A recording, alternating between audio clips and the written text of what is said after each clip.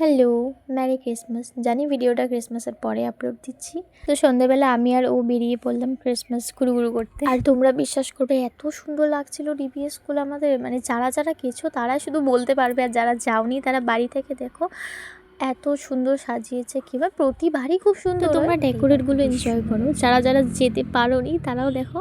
আর হ্যাঁ, ভালো মতো ক্লিপগুলো নিতে পারিনি, কারণ ছিল কিন্তু অনেক মানে ভিড় ছিল, তো সেজন্য ভালো মতো নিতে পারিনি ক্লিপগুলো, কিন্তু যতটুকু নিয়েছি সেগুলো দেখো তোমরা।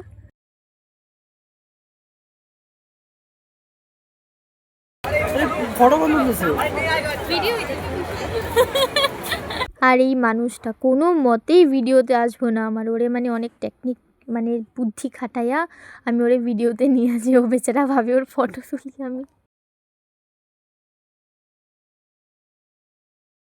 আচ্ছা, রাস্তার মধ্যে এমন পাগলামি কে কে করো বলতে পারবে? তো আমার যেতে যেতে ভীষণ জল পিপাসা পেয়ে গেছিলো, তো আমি ওকে বললাম যে জল খাবো, জল নিয়ে, তো জলের সাথে আমার জন্য চকলেটও নিয়ে আসো।